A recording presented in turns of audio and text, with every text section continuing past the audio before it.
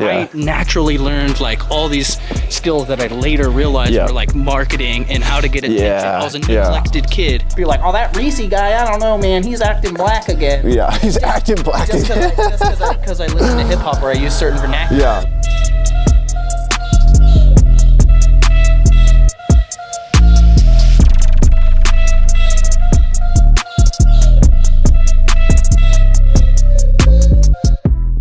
Could go home, but who knows what the fuck is going on at that cesspool, and there might not even be any food or anything. And so let me figure out how to eat. And so we used to do shit like go to the pizza parlor, wait for people to get done eating, and then they would leave, but they would leave like, you know, 4 slices on the table untouched, and we would go grab those. We'd pretend we're playing video games, go grab those. Watch out for that rock right there. I would keep You're good. I would keep buy one get one free coupons on me like they were money. Like Burger King, buy one get one free Whopper. I would go to Burger King when I was hungry and I'd be like, hey sir, you're in line. Here's a coupon for a buy one get one free Whopper. Can I get the free Whopper? And unless they're like a complete dick, they're like, sure kid. It costs them nothing. Do you know what I mean? So I naturally learned like all these skills that I later realized were like marketing and how to get attention. I was a neglected kid. So if I learned to do like magic tricks and be funny so people would pay attention to me.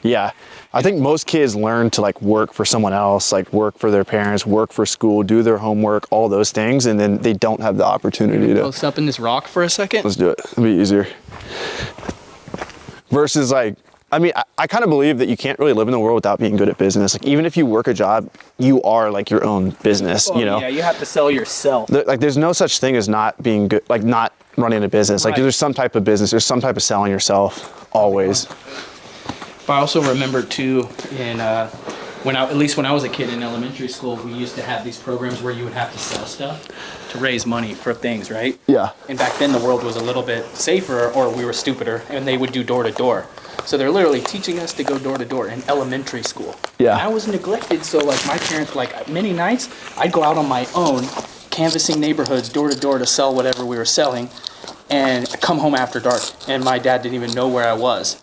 But my goal was because you could win cash prizes at the assembly at school. They have like this money machine you can go in and grab dollars, and there's an assembly where you get recognized. And I was able to sell more than the kids whose parents worked in the Silicon Valley and just pass out the thing to the office, and they sell a shitload. But through sheer effort, I sold hella. But it started with knock, knock, knock. You're like scared to knock. But I knocked on thousands of doors, selling door to door. And that gave me the ability to not be scared at all, to ask for the sale. And so, I don't know, I just feel like there's so many different things in my life that lined up like that to where it feels like it's somehow the weirdest. Like, what are the chances you gain all those skills that fit together to make this puzzle hard? And so, I don't know. But yeah, like a lot of people don't understand. Like, you could be a really smart person, but still comment like, well, if you bought it for $1,000 and you only made $700 profit, you're an idiot. You lost $300. And these are like people with college degrees. And you're like, dude, I said profit. That's profit. Obviously, I made back the $1,000 too. You know, and so it's like, I don't know. You just don't learn a lot of shit, you know? A lot of people bypass that. They're just like, they do their homework, they work for someone else, and like their whole life is like the way they make money is trading their time for money, working for someone else. Like a lot of people don't ever have that moment of like making money on their own dime. And also too, I remember because I grew up poor, my dad was always, and he was like a hustler or like / like maybe more to the con artist side of things, but like he would always, like if you're driving down the street and if you and he starts backing up the car, he saw something on the curb and it was like, oh, it's a radio that like, oh, you replace a 10-cent fuse and it works, and now he's selling it for $40. Or it's a big color TV, and like for 2 weeks we have a nice color TV till he sells it to someone else, and he was selling it to get drug money, which is not a good example, but at the same time, it's still, I saw what was happening. Like, you can pick up trash and turn it into cash. And like, you know, my dad, after he got out of prison, he did computer repair, and so he worked for a shop, but he also always had clients on the side where he would, after hours or on the weekend, he would go work at their houses. And this was back in the day. He's making $40, $50, $100 an hour doing computer work in, you know, 95, 93, like $1 million houses, you know what I mean? And I'm just like sitting in the car or swimming in their pool, or like, I don't know, I was kind of exposed to a lot of like hustle mentality. My aunt used to own a thrift store for a decade, selling vintage clothing. Like, not internet at all. You know what I mean? And she used to drag me around to thrift stores when I was a kid, and I used to hate it. Hated it. I just wanted some new clothes to wear to school. Not thrift clothes. Yeah. Hated it. Lo and behold, I turned out to be a fucking reseller. You know what I mean? And now, you know, you want those old thrifted clothes. Yeah, that's funny. Shitload now. Yeah, I think like inevitably you're always exposed to like business happening. Like when you walk in a fucking coffee shop or when you go wherever, like business is always happening. But a lot of times people aren't involved with the direct sales process or making the money of it. So most people go their whole lives without even like realizing how to capitalize on the opportunity or knowing that it's possible for them too. Yeah, they don't have the disease that we have, which is where we like overanalyze every little thing we see. We're like, oh, they could put another table over there and make 10% more money. Like, why don't they do that? Or like, hey, the waiter didn't even upsell me on anything. Yeah, their brain training these fucking I think waiters. Your brain just like starts doing like whatever. So like if you work for a $50K a year as a teacher, then you start thinking, okay, how can I spend $40K and set 10 aside? So then your whole life revolves around that. Versus for me, I know the lessons I decided to take early on were like, how can I stop trading my time for money and get more opportunities to make more money? And how can I build more scalable businesses? And like that was via social media. That was by buying more books. That was by hanging out with people that were more successful than me, like doing all these things in my head where like I watch a lot of people have salaries. They're just like, in 5 years, I'll be good to do this because I'm setting aside 20K a year. And so then everything matters. Then they start like going to the gas stations to save fucking 5 cents. They start driving an extra 10 miles down the road. But for me, that's a waste of 10 minutes that I could have been focusing on my business, you know? And so for me, that changed my whole perspective. And I read all the books and everything, but dude, like years ago, I was cutting grass, trading my time for money. And that was good though, because like you can charge more. Like there's still a sales process there. Like when I'm cutting someone's yard for $40, I could have charged 50. Yeah, I could have charged 60. Yep. You know, and I used to just put headphones on, listen to podcasts, and yours was one of the ones I listened to. And I remember one time this like absolutely changed my life. You were like, yeah, I get to like just make videos all the time, and yeah, I love reselling, but it's not my main thing. I can just, you know, make videos, and enough people watch me to where that pays my bills. And I was like, holy shit. And then I started listening to Gary Vee, and I was like, this dude's like making a living from fucking making videos about helping other people make money. And I was like, I'm gonna fucking try this. Yep. So I lived in my car, recorded the whole thing shittily on YouTube. Like it was a very shitty process. Probably had like 200 subs after that trip. Like not many at all. Yeah, it wasn't until like Steve Rakin interviewed me that I got like 1,000 subs. Picture of canoe car. Yeah, we can put that there. But didn't know what the hell I was doing. But books made me a lot of money back then, man. 80K my first year, did probably like 30K net. And what was really valuable, which I didn't expect to get, was just networking with you, Caleb, the whole community. Heidi, she was an MIT student, flipping like $350,000 a year in textbooks. And that's when I was like, I didn't think I was gonna do this full time. And that's when I was like, oh shit, like there's people making a full-time living. And then once I really got into it and just became like an antenna for the community and just got literally everybody like who's coming up, either with your content or my content or Steve's content, and I get to see like this whole community blossom. Of course, I already believed in it by that point. It was like 3 years in, but then I'm like, wow, like there's like an insane amount of opportunity out there. Oh, endless, so much. Yeah. Like, and like on the content side, and there's like, the thing that's crazy about Amazon content, in my opinion, there's like no fucking competition. Like there's not a ton. There's like no good competition. Like when you talk about actually making good videos, like I still think my videos fucking suck. You know, like if we're talking about like editing, making like super good thumbnails, like super clickbaity, like all that, like there's like no competition. And so when it comes to making your own personal brand, what you have to you can't say your videos suck, because for example, I would say you could say my best videos are the ones that got the most views, right, and go viral, right. And maybe that's your opinion, but I don't think those helped the most people. Those helped people, like, because they brought more people to my channel who then became aware of the opportunity, and then they consumed the boring videos that don't have a lot of views, that are my older videos that aren't very well made, that people still tell me those are your best videos, like your oldest, earliest ones. And so it's really about, you know, what is helpful for people, but you also have to get their attention. So I don't think it's so much about, like, you know, your videos are good or not. You know what I mean? Like you need to make so like think about it like this. You're right. I don't think there's a lot of competition. How many people are there that are making content like how I used to make content? Not a lot. Yeah. You know, and that is just like, I'm 100% giving it away for free. There's no chance I'm even trying to sell anything. Like, I got you. Like, don't worry about it. right? Like you're comfortable. Right. How many people are doing that? Not a lot. Yeah. How many Asian people are doing it? Hispanic people, African American. Yeah. How many skateboarders, surfers?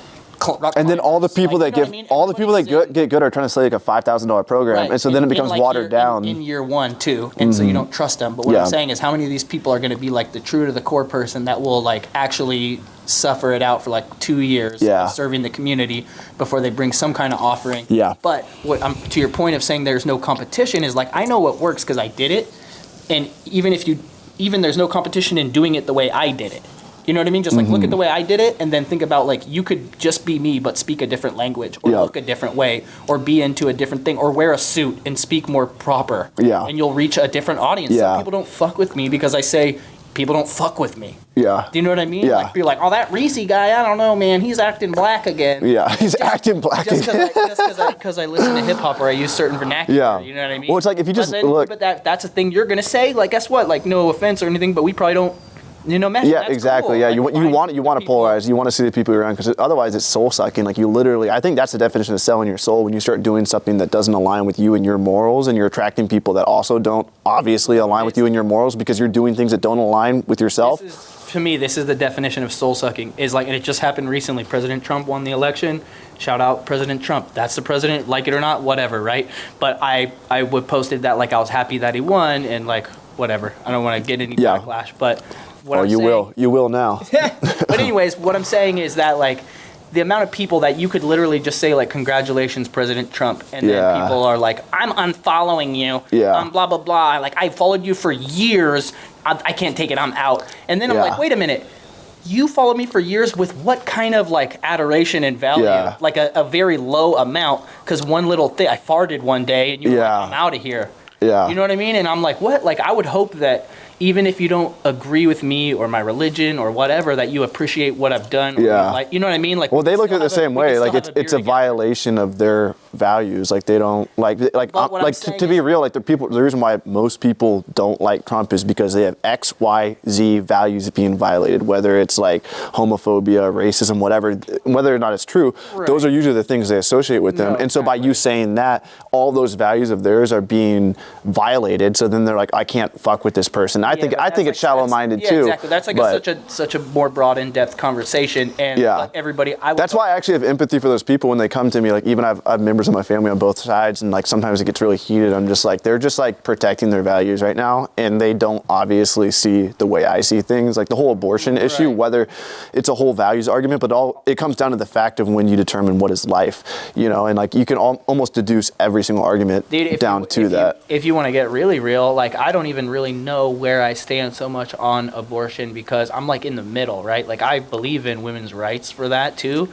but at the same time, like, okay, when we had our first kid when we were 16 and we hadn't told our parents yet and my wife wasn't showing yet, you know what I mean? And we tried to get an abortion.